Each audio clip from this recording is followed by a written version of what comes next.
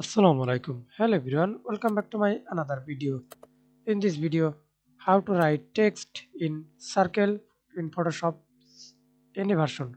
Let's begin. Right click horizontal type tool and text color. Example I use this color and text size.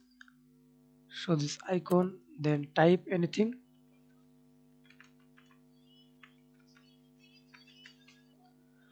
Okay, then fill, double click, click this icon,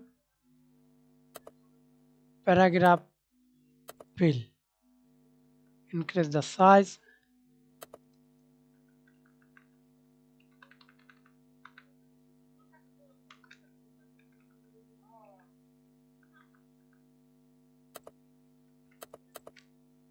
Okay, again press Ctrl T,